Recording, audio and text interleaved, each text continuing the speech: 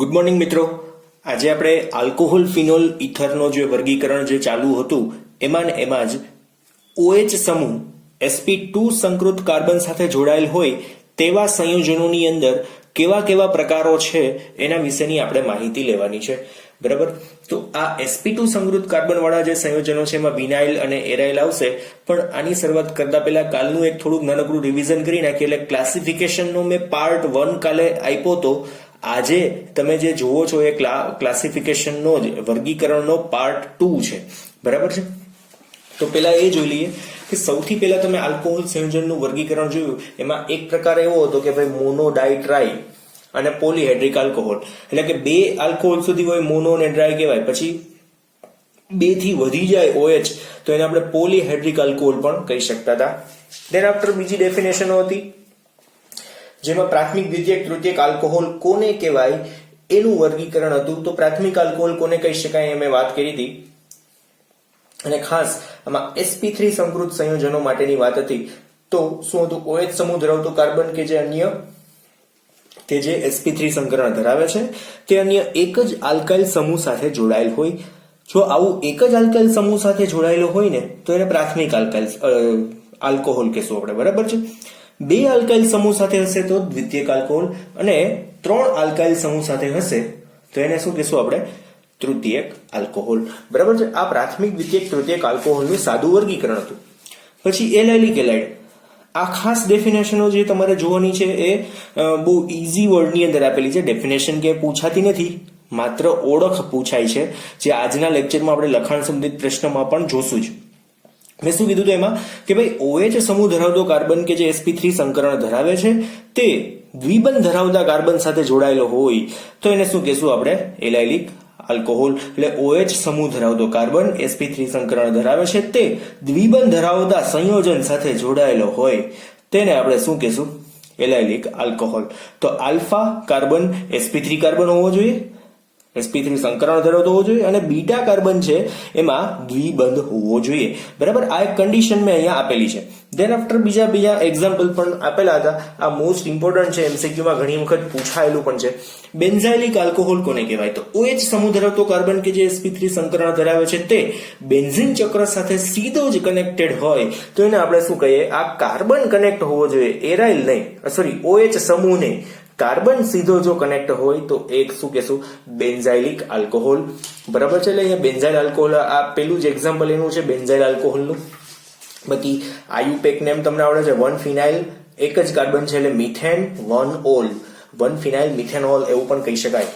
બરાબર છે. હવે આજે જે જોવાનું છે એમાં વિનાઇલ આલ્કોહોલ. બરાબર, વિનાઇલ આલ્કોહોલ એની ડેફિનેશન આપણે કઈ રીતના કરશું તો જોઈએ. ધ્યાન આપજો, ડેફિનેશનની અંદર OH સમૂહ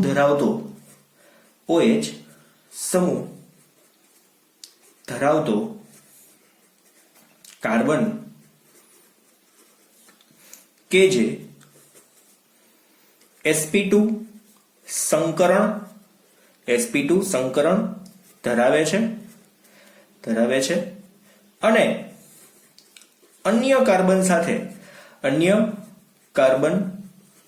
સાથે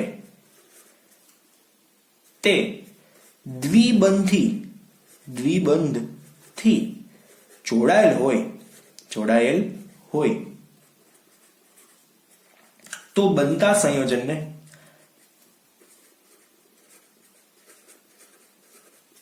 શું કહેશું? Vinyl alcohol.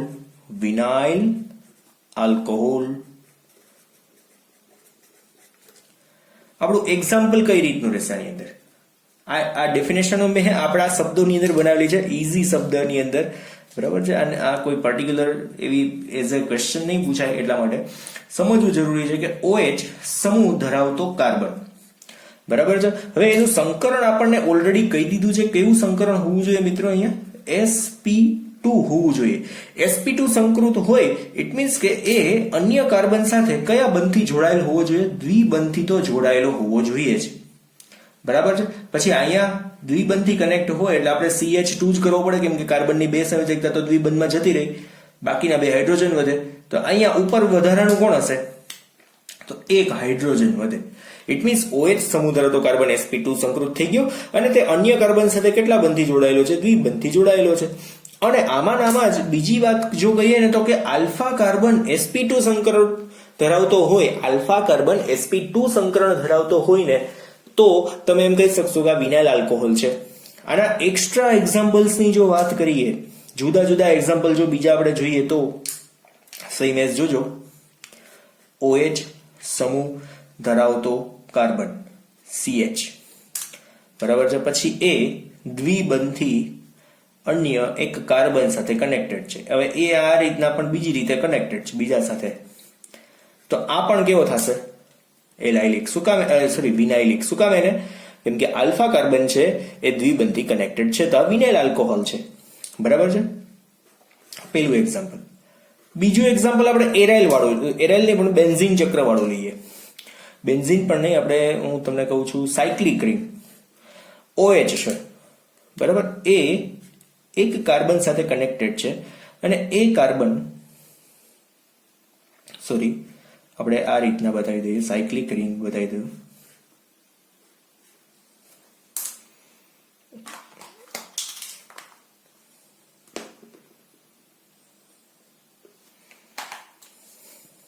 આ રીતનું જોડાયેલું છે, અહીંયા દ્વિબંધ છે. બરાબર. તો આ પણ શું છે? વિનાઇલ આલ્કોહોલ, OH સમૂહ ધરાવતો કાર્બન કે જે દ્વિબંધથી કોઈની સાથે જોડાયેલો છે. ઇટ મીન્સ કે આનું સંકરણ કેવું હશે? આનું સંકરણ sp2 જ હોવું જોઈએ. બેન્ઝીન ચક્ર સાથે હોય તો એરાઇલ થઈ જાય, કેમ કે બધી દિશાની અંદર એ દ્વિબંધ કનેક્ટેડ હોય. બરાબર છે. એરાઇલ હેલાઇડની આપણે કોઈ વાત કરતા નથી, એટલે આ વિનાઇલ આલ્કોહોલ આ પ્રકારના થશે. બરાબર છે. આ જ વસ્તુ એલાઇલિકમાં પણ થઈ શકે. તો તમને લોકોને હવે એક્ઝામ્પલ ખબર પડી જશે. આલ્ફા અને બીટા યાદ રાખી લેવાના. બરાબર છે. આલ્ફા કાર્બન તમારે દ્વિબંધથી જો કનેક્ટેડ હોય તો વિનાઇલ, બીટા કાર્બન દ્વિબંધથી કનેક્ટેડ હોય તો એલાઇલ. ચાલો ત્યાર પછી એરાઇલ આલ્કોહોલની ડેફિનેશન જોઈએ. એરાઇલ આલ્કોહોલ કોને કહેશું? OH સમૂહ ધરાવતો કાર્બન કે જે sp2 સંકૃત બેન્ઝીન ચક્રના કાર્બન સાથે સીધો જ જોડાયેલ હોય તો બનતા સંયોજનને શું કહેવાશે? Aryl alcohol. આ એરાઇલ આલ્કોહોલ બની ગયું. બરાબર છે. ફોર એક્ઝામ્પલ, આના એક્ઝામ્પલ કયા બનશે? તો OH સમૂહ ધરાવતો કાર્બન જે સીધો જ કોની સાથે કનેક્ટેડ હોય તો બેન્ઝીન ચક્રના દ્વિબંધ ધરાવતા કાર્બન સાથે કનેક્ટ હોય. બરાબર છે. દ્વિબંધ ધરાવતો કાર્બન sp2 સંકૃત કાર્બન જ થાય ને. આ જે કાર્બન છે sp2 સંકૃત છે, સીધો એની સાથે OH સમૂહ ધરાવતો કાર્બન કનેક્ટેડ હોય, એટલે કે આ ફિનોલ જે છે એનું એક્ઝામ્પલ થઈ જશે. ફિનોલ છે એનું એક્ઝામ્પલ થઈ જશે આ. બરાબર, સમજી શકો છો તમે? એરાઇલ આલ્કોહોલનું એક્ઝામ્પલ થઈ જશે. પછી તો આમાં ઘણા બધા એરાઇલ આલ્કોહોલ આવી શકે. દાખલા તરીકે હું આ રીતનો એરાઇલ આલ્કોહોલ કોઈ એક ડ્રો કરું છું. અહીંયા OH છે અને આ જગ્યાએ CH3 છે, પણ OH છે એ કોની સાથે છે તો બેન્ઝીન ચક્ર સાથે કનેક્ટેડ છે, તો એ પણ એનું એક્ઝામ્પલ થઈ શકશે. બરાબર, એરાઇલ આલ્કોહોલ થઈ શકે. હવે આમાંના વર્ગીકરણ છે મોનોડાઇટ્રાઈ હાઇડ્રિક ફિનોલ સંયોજનનું વર્ગીકરણ. મોનોડાઇટ્રાઈ હાઇડ્રિક ફિનોલ સંયોજનનું વર્ગીકરણ. તો મોનો તો મેં અહીંયા ઓલરેડી આપેલા છે, ફરી પાછા હું ડ્રો કરી નાખું છું. જોજો, દરેક જગ્યાએ બેન્ઝીન તો આપણે ડ્રો કરી નાખીએ છીએ. જુદા જુદા સંયોજન આપણે બનાવવાના છે.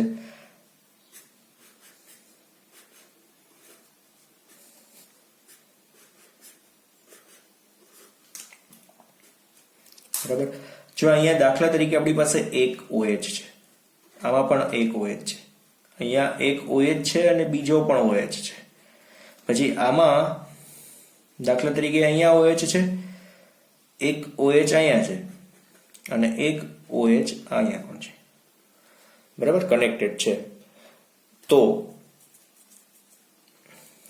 આ પેલા બે સરખા દેખાય છે ને, તો એમાં હું અહીંયા એક CH3 કરી નાખું ને ફરી પાછું, તો આ કેવો થશે?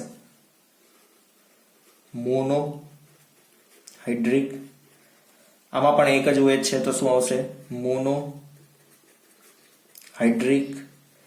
બરાબર. પછી આની અંદર બે OH છે તો શું આવશે? ડાઈ હાઇડ્રિક. આની અંદર 3 OH છે તો શું આવશે? ટ્રાઈ હાઇડ્રિક. બરાબર છે. આમાં પાર્ટીશન કરી નાખો એટલે કદાચ તમારે ભેગું થઈ જતું હોય તો ભેગું ન થાય. બરાબર ને?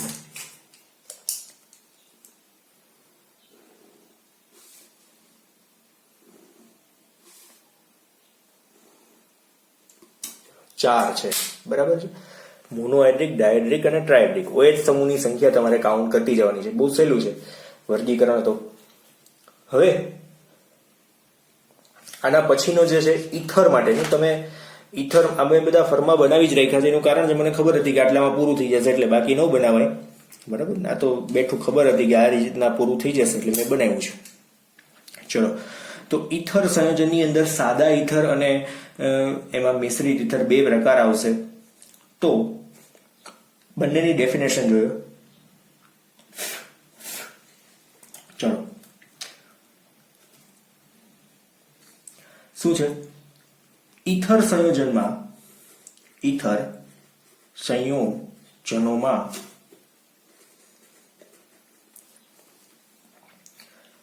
જો ઓક્સિજન પરમાણુ સાથે જોડાયેલ બંને આલ્કાઇલ સમૂહ, બંને આલ્કાઇલ અથવા તો એરાઇલ સમૂહ સમાન હોય, તો બંને આલ્કાઇલ અને એરાઇલ સમૂહ સમાન હોય તો તેમને શું કહેવાય? સાદા અથવા તો સમમિત ઈથર કહે છે. હવે આમાં એનાથી ઓપોઝિટ ડેફિનેશન થઈ. શેમાં? તો અહીંયા કે ભાઈ ઈથર સંયોજનોમાં જો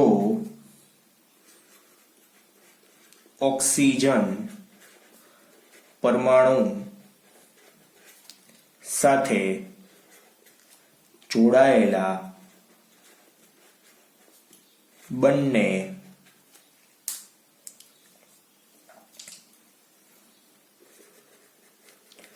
આલ્કાઇલ અથવા તો એરાઇલ સમૂહ જુદા જુદા હોય તો તેમને શું કહેવાય? મિશ્રિત અથવા તો અસમમિત ઈથર કહે છે. જો શરૂઆતનો ભાગ જ છે, ખાસ યાદ રાખજો. જેટલી પણ ઉતાવળ કરી એટલું નુકસાન તમને જ જોવાનું છે. બરાબર. ફોર એક્ઝામ્પલ જોઈ લઈએ અહીંયા કે આપણી પાસે એક ઈથર છે. દાખલા તરીકે એક ઈથર છે. પેલું એક એક્ઝામ્પલ, બંને બાજુ કાર્બનની સંખ્યા સમાન છે. દાખલા તરીકે હું અહીંયા CH3 કરું છું, અહીંયા પણ CH3 છે. ડાયમિથાઇલ ઈથર આવું નામ બની જાય. ઇન પ્લેસ ઓફ એક એરાઇલ સંયોજન છે, O છે, એની બંને જગ્યાએ બેન્ઝીન સાથે જોડાયેલા છે. બંને બંધ કોની સાથે છે? બેન્ઝીન સાથે કનેક્ટેડ છે. તો આ પણ શું છે? બંને સમાન છે. ધેટ્સ વાય આપણે એમ કહી શકશું કે આ કેવા છે? સમમિત ઈથર છે. પણ એની સાપેક્ષમાં એક્ઝામ્પલ અહીંયા જોઈએ કે ભાઈ ઓક્સિજન ની બંને સંયોજકતાની અંદર એક બાજુ અહીંયા CH3 એડ કરું છું, એક બાજુ બે કાર્બન એડ કરું, CH2 અને CH3. તો આ કેવો થઈ ગયો? અસમમિત ઈથર. ધેન બીજામાં અહીંયા શું આવશે? Same as. જોજો, એક બાજુ આલ્કાઇલ અને એક બાજુ એરાઇલ હોય. અહીંયા CH3 છે, અહીંયા બેન્ઝીન છે. તો પણ શું પ્રશ્ન ઉભો થશે? અહીંયા કે ભાઈ અસમિત છે, જુદું જુદું દેખાય છે. તો આ આખા અસમિત અને સંમિત ઇથરના બે પાર્ટ થઈ ગયા. બરાબર, ઇથરની અંદર આ બે પ્રકારનું વર્ગીકરણ છે. પછી તમે જુદું જુદું કોઈ પણ રીતે કરી શકો છો. આમાં આ મેઇન વાતો હતી બંને ડેફિનેશન સાથે. બરાબર, ઇથર સંયોજનોના પ્રકારની.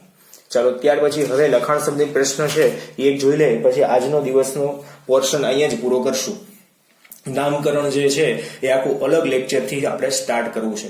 બરાબર, કંટાળો ન આવે એટલે ટૂંકા નાના નાના લેક્ચર આપણે બનાવીએ. હવે ટેક્સ્ટ બુકની અંદર તમે જોઈ લેજો કે આ 6 એ 6 નું આપણે વર્ગીકરણ કરવાનું છે. કોણ પ્રાથમિક છે, કોણ દ્વિતીયક છે, કોણ તૃતીયક આલ્કોહોલ છે. બરાબર, પ્રાથમિક, દ્વિતીયક, તૃતીયક આલ્કોહોલનું વર્ગીકરણ કરવાનું છે. તો આપણે શું જોવાનું, સીધું આ 11.1 ક્વેશ્ચનમાં પ્રાથમિક, દ્વિતીયક, તૃતીયકના જવાબ દેવાના છે. તો OH સમૂહ ધરાવતો કાર્બન અન્ય એક જ સાથે જોડાયેલો હોય તો આપણે અહીંયા શું લખશું, પ્રાથમિક આલ્કોહોલ છે. બરાબર, પછી OH સમૂહ ધરાવતો કાર્બન અન્ય એક જ સાથે છે તો આ પણ કેવો છે, પ્રાથમિક આલ્કોહોલ. બરાબર, પછી OH સમૂહ ધરાવતો કાર્બન અન્ય એક જ સાથે તો આ પણ કેવો છે, પ્રાથમિક આલ્કોહોલ. આ ત્રણે ત્રણ પ્રાથમિક જ હતા. હવે OH સમૂહ ધરાવતો કાર્બન અન્ય બે કાર્બન, એક બેન્ઝીન ચક્રનો છે ને એક ઓલો કાર્બન છે, તો અહીંયા આપણે શું લખશું, દ્વિતીયક આલ્કોહોલ. બરાબર છે, પછી OH સમૂહ ધરાવતો કાર્બન અન્ય બે કાર્બન સાથે, તો અહીંયા પણ શું આવશે, દ્વિતીયક આલ્કોહોલ. બરાબર, ત્યાર પછી OH સમૂહ ધરાવતો કાર્બન અન્ય 3 કાર્બન સાથે કનેક્ટેડ છે તો આ શું આવશે, તૃતીયક આલ્કોહોલ. ચલો હવે આપણે એલાઇલિક અને હેલાઇડનું વર્ગીકરણ 11.2 ક્વેશ્ચન છે ને એમાં એવું આપેલું છે કે એલાઇલિક આલ્કોહોલ નીચેનામાંથી કયા છે. તો આ 6 માંથી એલાઇલિક આલ્કોહોલ કયા છે એ આપણે ફાઇન્ડ આઉટ કરવાના છે. Allylic alcohol. બરાબર, તો જોઈએ, જો આમાં તો ક્યાંય દ્વિબંધ દેખાતો નથી એટલે આ એલાઇલિક છે જ નહીં. તો આમાં જોવું જોઈએ, આમાં આલ્ફા sp3 છે, બીટામાં દ્વિબંધ છે, તો આ કેવો છે, એલાઇલિક આલ્કોહોલ છે. પછી આમાં ક્યાંય આલ્ફા બીટા એવું કઈ થશે નહીં. શું કામે ને, કેમ કે બીટા ઉપર જો ક્યાંય દ્વિબંધ ક્યાંય નથી એટલે એવું નહીં થાય. પછી આની અંદર પોસિબલ થશે, જો આ કાર્બન છે એ આલ્ફા છે, પણ બીટા કાર્બન જોવું છે ને આ પણ છે ને આ પણ છે, પણ અહીંયા દ્વિબંધ નથી, પણ આ બીટા કાર્બન છે એ અહીંયા બેન્ઝીનના દ્વિબંધ સાથે કનેક્ટેડ છે. ઇટ મીન્સ આ પણ કેવું થશે, એલાઇલિક આલ્કોહોલ. પછી આની અંદર આલ્ફા કાર્બન કયો, આ બીટા કાર્બન જોવો છે ને આ બંને છે, તો આ કાર્બન કે દ્વિબંધથી જોડાયેલો નથી, આ પણ દ્વિબંધથી જોડાયેલો નથી, એટલે આ પણ કેવો થશે, સાદો આલ્કોહોલ, દ્વિતીયક આલ્કોહોલ જે છે એ જ. આની અંદર જોવું જોઈએ ને, આ આલ્ફા છે અને બીટા છે, જો બીટા છે ને એ દ્વિબંધથી જોડાયેલો છે, આલ્ફાનું સંકરણ sp3, બીટા દ્વિબંધથી જોડાયેલો છે, તો આ પણ શું છે, એલાઇલિક આલ્કોહોલ. બહુ સિમ્પલ હતું ટૂંકમાં અહીંયા. તો અહીંયા આપણા લખાણ સંબંધિત બંને પ્રશ્નોનું સોલ્યુશન થઈ ગયું છે. આ જ પ્રકારના જુદા જુદા ઘણા બધા પ્રકારના ક્વેશ્ચન બની શકે. વિનાઇલ આલ્કોહોલ ઓળખવાના આવી જાય, એરાઇલ આલ્કોહોલ ઓળખવાના આવી જાય. બરાબર છે, તો આટલા તમને આવડવા જોઈએ. ડન. અને MCQ સોલ્યુશન કરશો એટલે થોડાક વધારે એમાંથી આવડશે પણ ખરી. તો આજે અહીંયા સુધી જ આપણે રાખશું. નામકરણનો લેક્ચર થોડોક અલગ રાખવો છે એટલા માટે આ લેક્ચરને આપણે લાંબો કરતા નથી. બરાબર છે, તો આજે અહીંયા સુધી રાખશું. Thank you. વ્યવસ્થિત નોટબુક ઉતારજો.